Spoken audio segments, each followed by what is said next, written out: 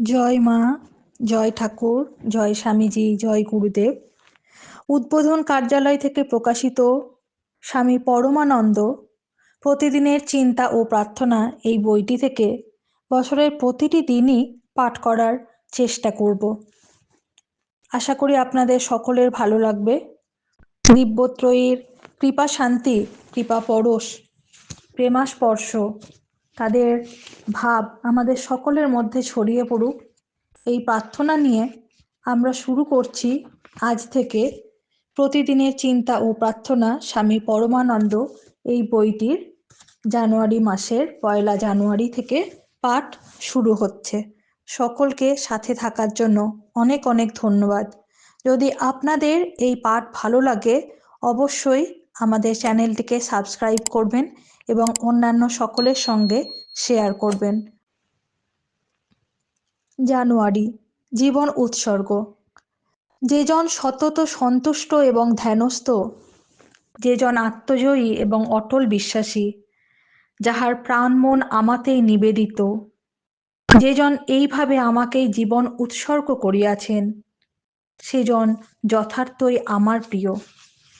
ভগবদ্গীতা।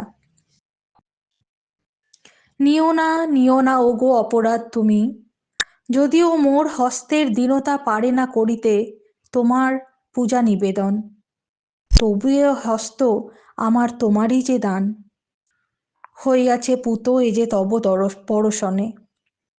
তাই আমি আনি অর্ঘ্য তোমার চরণে, করিব ব্যবহার তার অতি দিন ভাবে, রাখিব গো সযতনে আমার এ মন, আনিয়াছে স্মরণে যে তোমারই চিন্তন।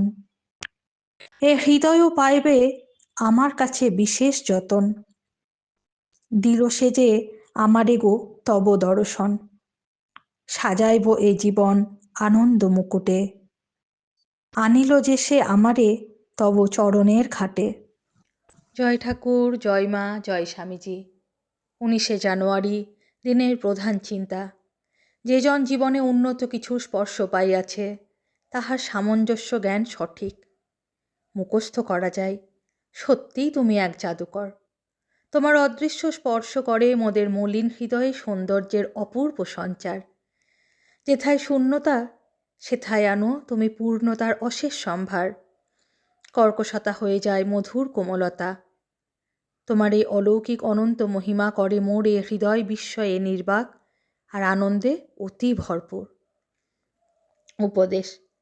আমরা সামান্য একটু শান্তি বা আনন্দের আকাঙ্ক্ষায় কত সংগ্রাম করি, কিন্তু এই বহির্মুখী জীবনে কখনো স্থায়ী আনন্দ খুঁজিয়া পাই না। আমাদের সৃষ্টিকর্তার সঙ্গে যখন সর্বতোভাবে যুক্ত হই তখনই কেবল আমাদের মনে এমন এক শান্তি ও নিরাপত্তার ভাব জাগে যাহাকে কোনো কিছুই বিচলিত করিতে পারে না। ঘরে আরও জ্বালাইয়া রাখিলে যেখানে অন্ধকার প্রবেশ করিতে পারে না, সেইরূপ মন যদি ভগবৎ প্রেরণায় পূর্ণ করিয়া রাখি তবে সেখানে কোনো ভুল বা কোনো অন্যায় প্রবেশ করিতে পারে না। প্রার্থনা। হে অন্তর্যামী, তুমি তো আমার অন্তরের সকল কামনাই জানো। এর হৃদয়ে তুমি প্রেমময় রূপে আবির্ভূত হও। তুমি শিখাইয়া দাও কি করিয়া আমি সর্বতোভাবে তোমার হাতে সমর্পণ করিব এবং কেমন করিয়া তোমার পরিচালনায় অকুণ্ঠ বিশ্বাস রাখিব। হে অন্তর্যামী, তুমি তো আমার অন্তরের সকল কামনাই জানো। এর হৃদয়ে তুমি প্রেমময় রূপে আবির্ভূত হও।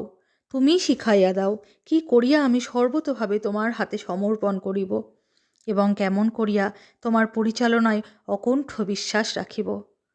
ওম শ্রীরামকৃষ্ণার্পণমস্তু।